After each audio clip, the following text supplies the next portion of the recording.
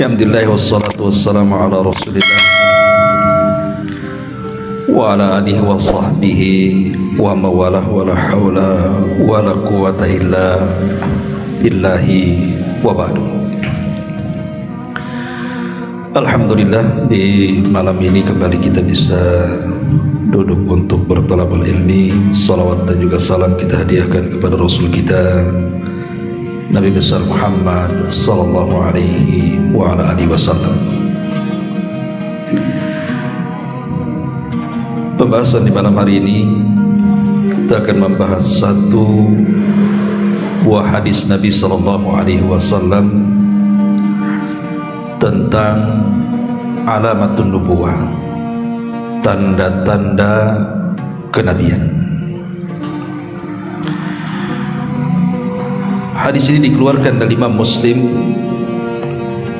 dari sahabat Thauban maulan Nabi sallallahu alaihi wasallam. Kata Nabi sallallahu alaihi wasallam, "Innallaha zawaliyal ardu fara'aitu masyariqaha wa magharibaha."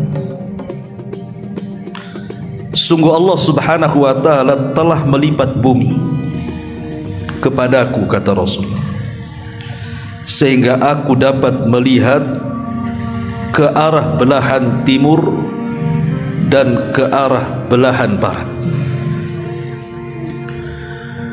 Wa inna ummati sayablughu mulkuha ma zuyali minha, dan sesungguhnya kekuasaan umatku akan sampai pada belahan bumi yang dibentangkan itu kepadaku. Wa utitu kanzaini al-ahmar wal abyad. Kata Nabi sallallahu alaihi wasallam, dan aku akan diberikan dua pembendaharaan bumi, yang merah dan yang putih. Wa inni sa'altu rabbi li ummati alla yuhlikuha bisanatin bi'ammatin,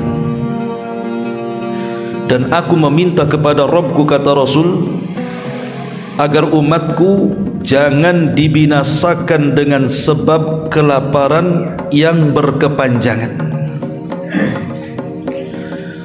Wa alla yusallitu alaihim aduwan min siwa anfusihim fayastabihu baydatahum, dan jangan dikuasakan kepada musuh-musuh selain dari kaum mereka sendiri, sehingga musuh itu nantinya akan merampas seluruh negeri-negeri mereka. Wa inna rabbi qal, dan sesungguhnya Rabbku berfirman, ya Muhammad, inni idza qadaitu qada'an fa innahu la yurad. Wahai Muhammad, jika aku telah memutuskan satu perkara, maka tidak mungkin keputusanku berubah. Wa inni a'taituka li ummatika alla uhlikahum bisanatin bi'ammatin wa alla usallita alaihim aduwan min siwa anfusihim fayastabiha baydatahum. Maka Allah subhanahu wa ta'ala mengatakan, wahai Muhammad, jika aku telah menetapkan satu perkara, tidak mungkin perkara itu berubah. Dan sungguh aku telah memberikan kepadamu untuk umatmu agar tidak boleh dibinasakan dengan sebab pacaklik yang berkepanjangan, dan tidak pula dikuasai oleh musuh-musuh selain dari kaum kalian sendiri. Maka musuh itu tidak akan bisa merampas, atau maka musuh itu akan merampas yang ada pada diri-diri mereka. Walau ijtama alaihi min man bi'aqtariha, walaupun musuh-musuh itu berkumpul dari semua penjuru untuk mengalahkan, hatta yakuna ba'duhum yahliku ba'dan wa yasbi ba'duhum ba'dan, sampai sebagian kalian menghancurkan sebagian yang lainnya, ataupun sebagian kalian menawan dari sebagian yang lainnya.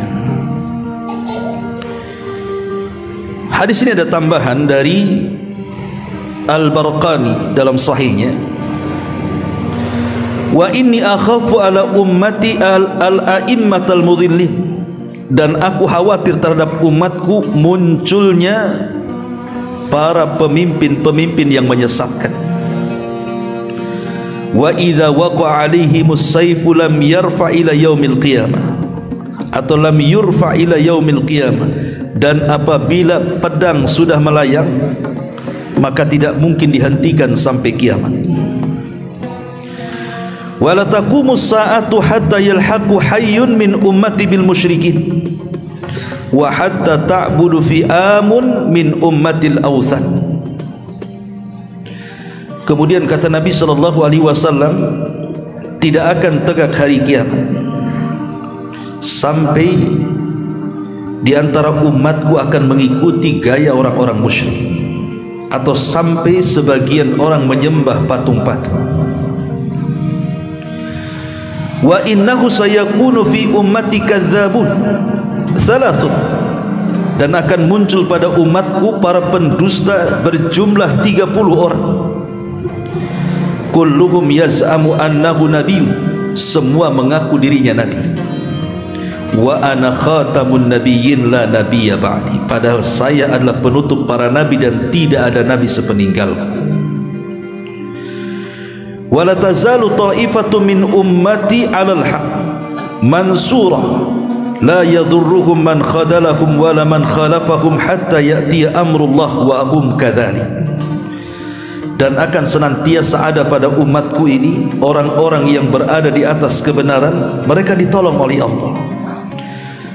Tidak akan memadaratkan mereka orang yang menghinanya dan orang yang menyelisihinya sampai datang urusan Allah kepada mereka, dan mereka tetap seperti itu. Ma'asyiral muslimin wal muslimat rahimani wa rahimakumullah. Menarik hadis ini untuk kita kaji, karena hadis ini bicara tentang alamatun nubuwah, tanda-tanda kenabian. Di antara tanda-tanda kenabian adalah Rasul kalau sudah bicara, sudah mengungkapkan sabdanya bahwa di akhir zaman akan terjadi ini dan itu, pasti akan menjadi sebuah kenyataan. Karena Allah Subhanahu wa taala berfirman, "Wa ma yantiqu 'anil hawa in huwa illa wahyun yuha." Dia tidak pernah berucap dengan hawa nafsunya, tapi yang diucapkan Rasul adalah wahyu yang diwahyukan kepadanya. Baik, kita akan bahas kalimat per kalimat hadis ini.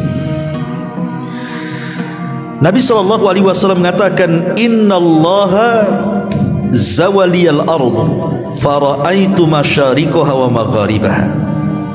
Allah telah melipatkan bumi kepadaku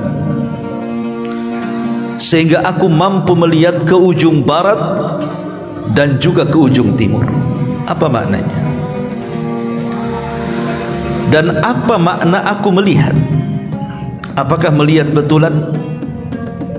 Atau melihat dalam hati, atau melihat dalam mimpi?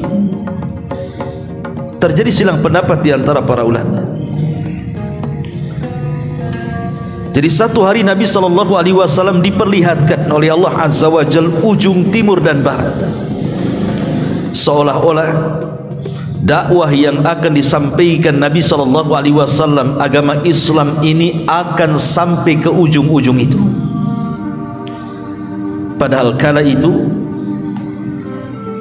Madinah ataupun Mekah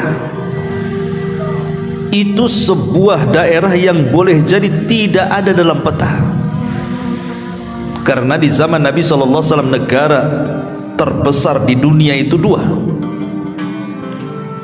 Yang terbesar wilayahnya Persia, kemudian baru Romawi. Madinah ini kecil atau Mekah ini kecil, belum ada apa-apanya dibandingkan dua kekuatan besar ini. Tapi Rasul sudah diwahyukan Allah dengan memprediksi, dan prediksi Rasul tidak mungkin meleset. Diperlihatkan ujung timur dan barat. Ada yang mengatakan bahwa diperlihatkan Rasul itu dalam mimpinya, tapi ada yang mengatakan tidak, Rasul tidak sedang bermimpi, dan itu yang benar. Rasul tidak sedang bermimpi. Memang satu hari Rasul diperlihatkan Allah ujung barat dan timur, dan bumi ini seolah-olah dilipat kepadanya, dan itu bagi Allah mudah. Contoh sederhana, dalam peristiwa Isra Mi'raj, itu kan peristiwa yang tidak masuk di akal. Bagaimana mungkin dalam satu malam melakukan perjalanan dari Masjidil Haram ke Masjidil Aqsa, kemudian naik ke Sidratil Muntaha, balik lagi ke Masjidil Aqsa, kemudian baru pulang lagi ke Masjidil Haram dalam satu malam? Akal siapa yang bisa menerimanya kalau bukan karena sami'na wa ata'na? Makanya orang-orang musyrik kala itu mengejek Nabi SAW. Ini cerita bohong, mana bisa dalam satu malam bisa berjalan dari Mekah ke Baitul Maqdis Palestina. Akhirnya kemudian para pedagang yang biasa datang ke Baitul Maqdis, tentu mereka hafal bentuk masjidnya, berapa jumlah jendelanya, berapa jumlah pintunya, macam mana bentuknya. Bagi orang yang sudah biasa bolak-balik ke sana, Rasul sallallahu alaihi wasallam di Al-Aqsa, dan tidak menyangka kalau seandainya orang-orang Quraisy itu akan bertanya sedetil itu. Kalau memang engkau ke Masjidil Aqsa, wahai Muhammad, sifatkan Masjidil Aqsa itu berapa jumlah pintunya, berapa jumlah jendelanya, macam mana bentuknya. Tidak terpikirkan akan ada pertanyaan seperti itu kan. Tetapi Nabi SAW ketika sesak dadanya, maka kemudian Allah memperlihatkan di kedua bola mata Nabi SAW bentuk Masjidil Aqsa itu. Diperlihatkan berapa jumlah pintunya, berapa jumlah jendelanya, semua diperlihatkan. Dan dia lancar menjawab, sehingga terkaget-kaget orang-orang yang sudah biasa ke sana. Apa yang dikatakan Rasul itu tidak ada yang meleset, semuanya tepat. Artinya bukan mustahil Allah memperlihatkan sesuatu. Termasuk juga di sini, di mana Allah Subhanahu wa taala memperlihatkan kepada Rasul ujung barat dan ujung timur, seolah-olah Islam akan sampai ke ujung-ujung itu. Dan shadaqah Rasulullah, tidak ada sekarang umat Islam kecuali menyebar di semua ujung-ujung dunia. Mau di belahan mana saja ada Islam di situ. Mau di belahan Eropa, di belahan benua Afrika, Asia, ujung timur, barat, selatan, utara, pasti ada umat Islam di situ. Dan perkembangannya sangat pesat sekali. Padahal umat Islam ini kan umurnya baru 14 abad, tapi sudah menguasai dunia. Makanya kata Nabi SAW, wa inna ummati sayablughu mulkuhu mazuya li minha. Kata Nabi SAW, sehingga aku dapat melihat bahwa kekuasaan umatku akan sampai pada belahan-belahan bumi yang dilipatkan kepadaku. Ma'asyiral muslimin, jangan di zaman sekarang, di zaman Khulafaur Rasyidin saja Islam itu sudah sampai ke Persia. Bahkan di zaman Utsman sampai ke daratan Afrika. Kemudian di zaman kerajaan Umayyah, Islam sampai menaklukkan Andalus. Bahkan Andalus itu menjadi andalan kota kaum muslimin. Lahir banyak para ulama di situ. Cordova.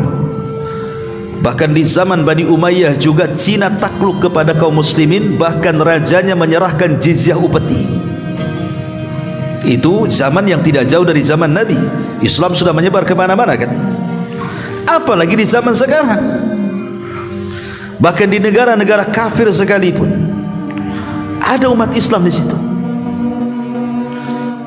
Kita lihat Rusia yang dikenal katanya ateis, ada juga kemudian pecahan-pecahannya kaum muslimin banyak di sana. Atau bahkan di daerah-daerah Cina dan begitu seterusnya, Islam berkembang dengan pesat di sana kan.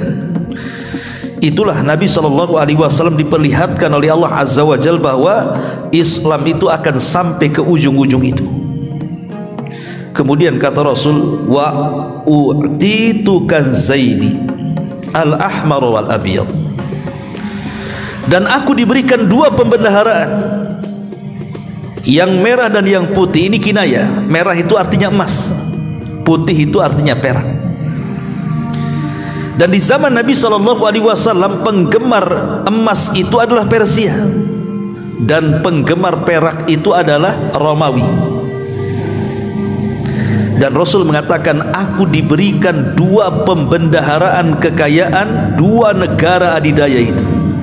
Shadaqah Rasulullah. Dua-duanya tumbang kepada kaum muslimin di zaman siapa? Di zaman Umar. Persia tumbang dan diambil seluruh perhiasan emasnya sebagai harta rampasan perang. Kemudian setelahnya Romawi juga dikalahkan, kemudian diambili juga perak-perak, dibagikan kepada kaum muslimin. Padahal Nabi SAW bicara seperti itu masih kecil kaum muslimin di Madinah itu, berapalah kalau melawan Persia Romawi. Tapi sekali lagi Rasul tidak berucap kecuali negara pacaklik yang berkepanjangan diberi oleh Allah, Allah beri. Belum ada sejarahnya kaum muslimin menyeluruh di dunia ini yang mengalami kelaparan. Ya mungkin di beberapa daerah ada kelaparan, tapi di tempat lain kan tidak. Kayak kita di Batam, di Indonesia alhamdulillah jarang orang kelaparan kan. Pengangguran enggak, ya banyak, tapi yang tetap aja pengangguran juga makan di sini. Mungkin daerah Palestina yang konflik-konflik, ataupun daerah Myanmar yang kaum musliminnya ditindas gitu ya, akhirnya mengungsi. Ada orang yang kelaparan atau yang pacaklik, tapi kalau pacaklik menyeluruh itu tidak mungkin, mustahil. Belum ada ceritanya. Dan Allah kabulkan. Kemudian yang kedua, wa alla yusallita alaihim aduwan min siwa anfusihim fayastabihu baydatahum. Kemudian Rasul meminta kepada Allah agar jangan sampai umat Islam itu dikalahkan. Allah kabulkan. Allah kabulkan. Sekiranya seluruh orang-orang kafir itu bersekutu, berkumpul kemudian menyerang kaum muslimin dengan cara licik mereka, dengan makar mereka, kaum muslimin tidak akan pernah punah di permukaan bumi ini, dan tidak bisa dipunahkan, dan pasti akan dimenangkan. Okelah, sekarang kita lihat bagaimana Palestina digempur habis-habisan oleh Israel kan, dengan bantuan Amerika. Toh tetap saja kaum muslimin di sana masih bertahan, walaupun sudah ribuan jiwa melayang masih bisa melawan. Itu baru negara kecil Palestina digempur habis-habisan, terjadi genosida hebat kan. Sudah setahun lebih peperangan itu, tidak bisa juga dikalah-kalahkan. Cemana kalau kaum muslimin bersatu coba? Kalau kaum muslimin bersatu di Timur Tengah itu sebentar saja mengalahkan Israel kan. Anggaplah satu dunia ini terjadi perang dunia ketiga antara kaum muslimin dengan orang kafir, mereka semua bersekutu, maka Nabi SAW pernah meminta kepada Allah agar jangan dikalahkan oleh musuh-musuhnya walaupun mereka bersatu. Allah kabulkan. Allah kabulkan. Masalahnya Rasul mengatakan min siwa anfusihim fayastabi baydatahum. Tapi Rasul SAW mengatakan kecuali kehancuran itu justru di dalam tubuh kaum muslimin sendiri. Jadi perangnya itu bukan melawan orang kafir, tapi perangnya orang Islam melawan orang Islam. Dan itu yang terjadi. Timur Tengah itu dulu kan bersatu di bawah daulah Turki Utsmani,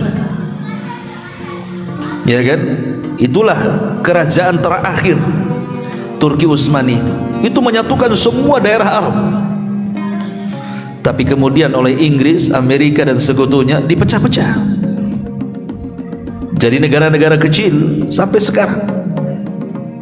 Itulah yang kemudian tidak solidnya mereka, karena ketika sudah jadi negara otomatis melindungi kepentingannya masing-masing kan. Jadi sekarang itu justru musuh kita adalah sesama kaum muslimin, dan itu sudah terjadi sejak zaman kematian Utsman ibn Affan radhiyallahu anhu. Utsman dibunuh oleh siapa? Orang kafir? Bukan. Utsman itu dibunuh oleh orang Islam, orang-orang yang mereka mengatasnamakan Sabaiyah.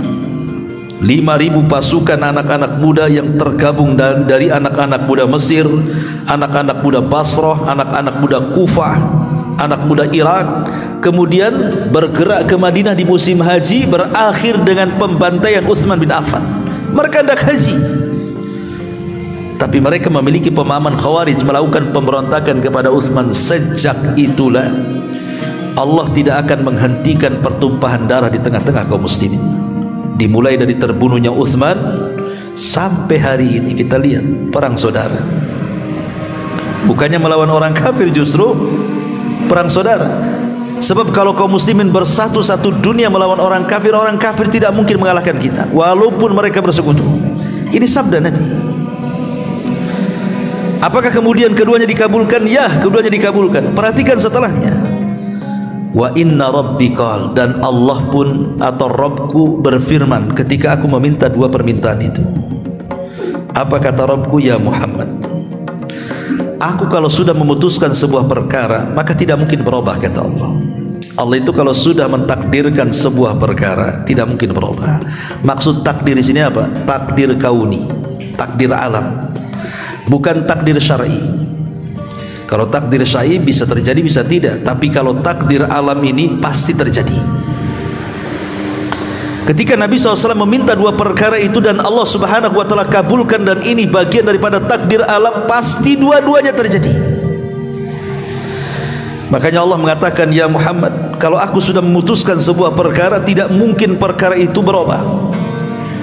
Kemudian Allah mengatakan, aku tidak akan menghancurkan umatmu secara keseluruhan dengan kelaparan dan paceklik yang berkepanjangan. Allah kabulkan. Ya, mungkin ada beberapa daerah yang kelaparan, tapi daerah yang tidak kelaparan.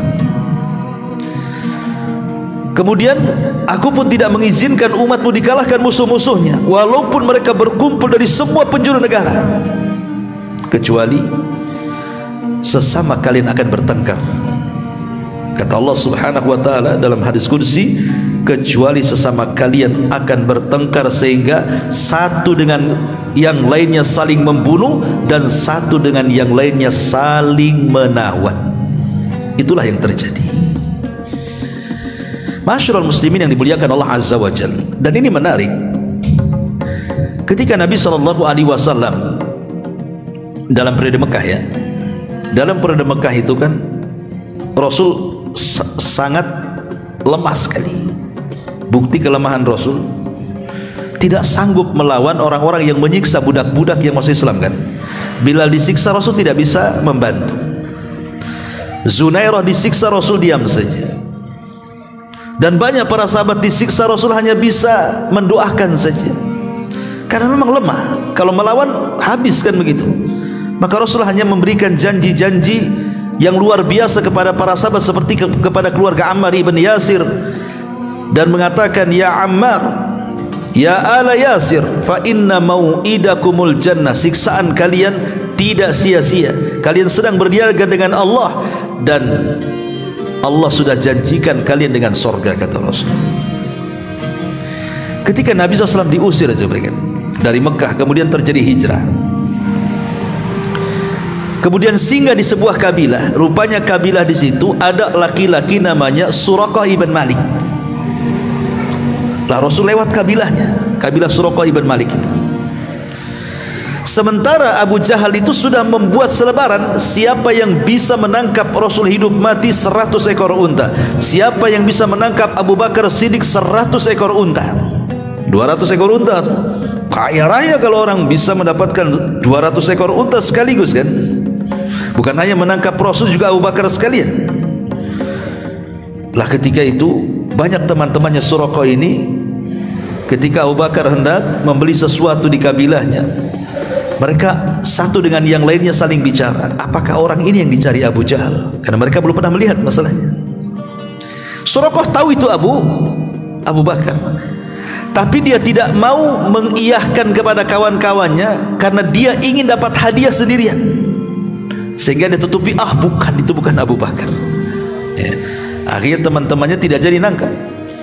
Setelah Abu Bakar pergi, baru dia mengambil kudanya, dan Suraqah itu pemacu kuda terhandal di zaman itu, tidak pernah jatuh dalam kudanya. Ketika kemudian Nabi SAW dan Abu Bakar melihat ada Suraqah ibn Malik mengejarnya, Rasul tahu, karena Rasul itu bisa memandang ke belakang seperti memandang ke depan, walaupun tidak menengok kepala. Tiba-tiba dengan malunya Suraqah ibn Malik, pakar dan ahli dan handal dalam berkuda, tiba-tiba tersungkur persis di hadapan Nabi. Kemudian Rasul melanjutkan perjalanannya, kudanya dibangunkan lagi, dikejar lagi, sudah dekat Nabi, tersungkur lagi sampai 3 kali. Aib ikhwan, seorang penunggang kuda yang handal bisa jatuh sampai 3 kali itu. Ibaratnya kalau di pacuan kuda lah gitu ya, dia sudah nomor 1 di situ. Ketika terjadi perlombaan sih jatuh apa nggak malu kan? Malu. Maka Nabi SAW turun, kemudian mengambil senjata Suraqah.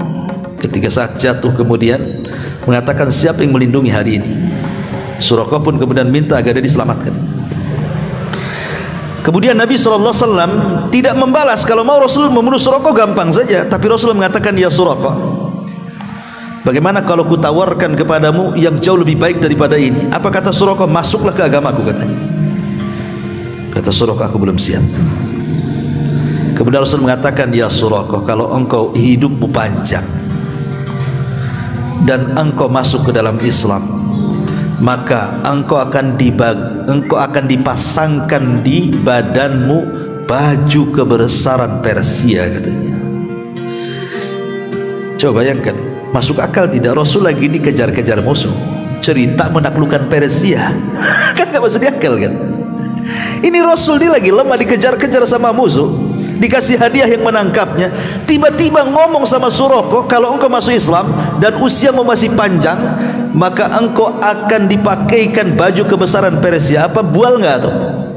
Ya mungkin ini orang ini bual saja. Kamu aja dikejar-kejar orang kok cerita menaklukkan Persia. Kalau sekarang ini mungkin presiden yang dikejar-kejar gitu, tiba-tiba cerita menaklukkan Amerika kan membual namanya kan. Tapi itu bukan bualan. Nabi itu tidak membual. Nabi itu mengatakan sesuatu yang apa adanya dan pasti terjadi. Betul, setelah Rasul meninggal, Khalifah Abu Bakar meninggal, kemudian dipimpin oleh Amirul Mukminin Umar bin Khattab radhiyallahu an, Persia takluk. Kemudian Umar diminta untuk mengambil kuncinya langsung dari Padri Baitul Maqdis. Berangkat dia dengan Aslam. Ketika membuka pintu Baitul Maqdis, maka dia diserahkan baju kebesaran padrinya. Umar teringat dengan cerita Suraqah. Aina Suraqah? Dan dia sudah masuk Islam dan ikut perang. Di mana Suraqah? Datang Suraqah dan mengatakan, sini Suraqah, saya pakaikan baju kebesaran sebagaimana yang Rasul katakan kepadamu. Shadaqa Rasulullah. Akhirnya Suraqah pun bercerita. Ya, lihat bagaimana keajaiban luar biasa. Ini namanya sidqun nubuwah. Ini sidqun nubuwah, kebenaran kenabian Nabi SAW. Dan jauh-jauh sebelum itu Rasul sudah katakan, ketika di awal-awal dakwah, bahkan di hadapan orang-orang musyrik Arab lagi, dia mengatakan apa? Qulu la ilaha illallah tamliku bainal arabi wal a'jam. Katakan oleh kalian la ilaha illallah, kalian akan menguasai orang Arab dan seluruh orang non-Arab, katanya Rasul. Dia belum ada pengikut tapi sudah ngomong begitu. Mungkin orang-orang musyrik disangkanya orang ini sedang membual, orang ini gila. Cemana kau aja tidak punya pengikut pun cerita pula mau menguasai orang-orang di luar Arab, Persia dan Romawi. Tapi sekali lagi ini wahyu, dan sekarang sudah menjadi sebuah kenyataan dan Allah memberikannya. Ma'asyiral muslimin yang dimuliakan Allah, yang jadi masalah bukan soal perang melawan orang kafir. Kelemahan kaum muslimin itu bukan di situ. Sebab kalau seandainya adu tanding orang Islam dengan orang kafir, tidak mungkin kalah kita. Tapi kelemahan kaum muslimin itu karena sesama kaum muslimin itu saling melemahkan, saling peperangan, bertumpahan darah di sana dan di sini. Antar negara Islam dengan negara Islam berperang dan begitu seterusnya. Disitulah letak kelemahan, dan kalau itu yang jadi masalah, maka orang kafir akan mudah mencaplok negeri-negeri kaum muslimin. Kita lihat Amerika ketika membuat keributan di Timur Tengah, alasannya cuma satu: mencari teroris. Masuk ke negeri orang Islam, dicari teroris, rupanya tidak ada, tapi negeri itu sudah rusak karena dibom, karena hanya kepentingan ekonomi global, ya minyak, gas dan yang semacamnya. Cuman di atas namakan mencari teroris, bukan teroris yang dicari kan, dapatnya emas. Nggak ada teroris, dapat pula yang lebih besar daripada itu, gas dan yang semacamnya. Itu yang terjadi. Kenapa? Karena lemah kaum muslimin. Akhirnya apa? Banyak negara-negara Islam itu yang dicaplok secara tidak langsung oleh negara-negara kafir kan? Makanya Rasulullah SAW itu 14 abad yang silam mengatakan, nanti satu hari, kata Rasul, kalian akan dikerubungi dari berbagai macam arah seperti satu nampan yang penuh berisi makanan lezat.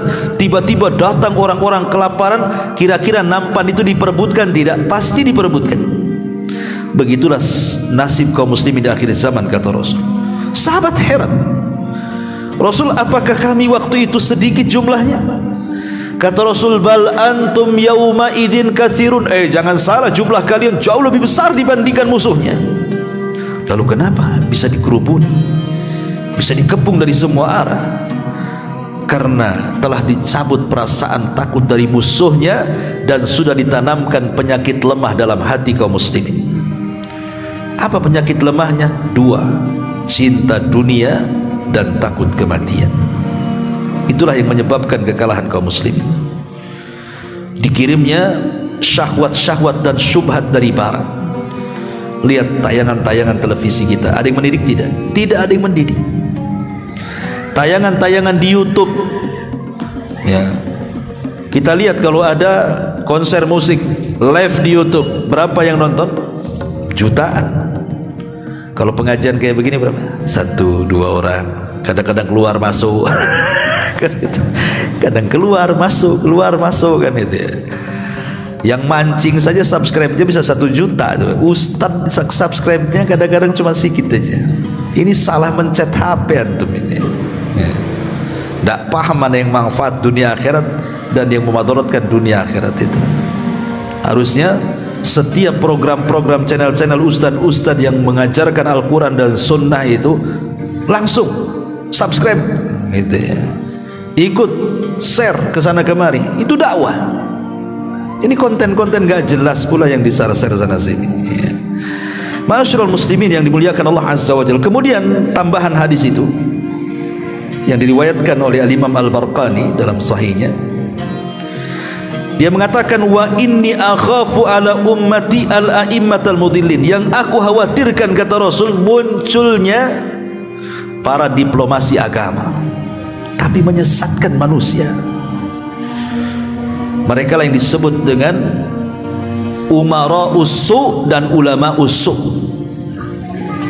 Karena para pemimpin itu ada dua: pemimpin dalam agama, mereka para ulama; pemimpin dalam negara, mereka para presiden. Kata Nabi SAW, yang aku khawatirkan adalah banyak para pemimpin-pemimpin negara yang menyesatkan umat, atau para pemimpin agama yang menyesatkan umat. Sebab pemimpin kalau zalim, dia akan membuat aturan-aturan yang merugikan agama. Akhirnya disahkan LGBT, boleh menikah sesama jenis kan itu, baik pasangan lesbi atau homo umpamanya. Ini kan merusak, ikhwan. Dilegalkan. Tidak boleh pakai jilbab, ini kan masalah, membuka aurat jadinya kan. Ini pemimpin-pemimpin yang zalim ini, kalau dia berkuasa bisa merusak agama, karena dia bisa membuat aturan-aturan yang merugikan kaum muslimin. Atau pemimpin dari kalangan para ulama, karena ulama itu ada 3, ikhwan. Ada namanya ulama usul toh, ada namanya ulamaul ummah, ada yang namanya ulamaul millah. Apa bedanya tiga ulama ini? Pertama, ulama usultah, ulama yang menjilat pemerintah. Kata pemerintah buat fatwa, dia buat fatwa. Pokoknya yang pemerintah senang dibuatkan fatwa, mau batil mau hak, yang penting dekat dengan pemerintah, bisa menjilat pemerintah. Ulama usul, ini ulama yang buruk nih. Dia hanya berfatwa sesuai dengan selera pemerintah. Yang kedua, ulamaul ummah, ulama yang berbicara sesuai dengan selera umat. Dia tidak berani mengungkapkan kebenaran. Yang hak adalah hak, yang batil adalah batil. Yang penting umat senang, itu saja yang disampaikan. Dia sembunyikan kebenaran, sebab kalau disembunyikan atau diterang-terangkan kebenaran maka akan dijauhi oleh umat. Lah ini namanya ulamaul ummah. Dia berceramah atas dasar selera umat, ketawa ketiwi ke sana kemari, yang penting umat senang. Yang ketiga namanya ulamaul millah. Inilah ulamaul rabbani namanya, ulamaul millah. Dia tidak berfatwa kecuali agama yang menyuruhnya. Kalau kata agama fatwakan ini hak, dia katakan hak. Kalau kata agama ini batil, katakan itu batil. Sufyan Ats-Tsauri orang kaya, dia ulama. Ketika ada yang mengatakan, ya imam, engkau selalu bicara soal zuhud dan engkau imamnya para zahidin, orang-orang yang zuhud, kenapa engkau kaya? Katanya. Dia sangka orang zuhud harus miskin. Maka kemudian Sufyan Ats-Tsauri meluruskan pemahamannya, dia mengatakan, kenapa saya harus kaya? Padahal itu ulama dunia tuh Sufyan Ats-Tsauri. Likai la atamandalu ala sultan, supaya aku tidak menjilat pemerintah, katanya. Dan aku bisa mengkritik kapanpun pemerintah. Kalau pemerintah salah, saya katakan salah. Kalau pemerintah benar, saya katakan benar. Tapi kalau aku menjilat pemerintah, boleh jadi aku tidak bisa mengatakan yang benar itu benar, yang batil itu batil. Nah, itu namanya ulamaul millah namanya. Kemudian kata Nabi SAW, wa idza waqa'a alaihimus saif,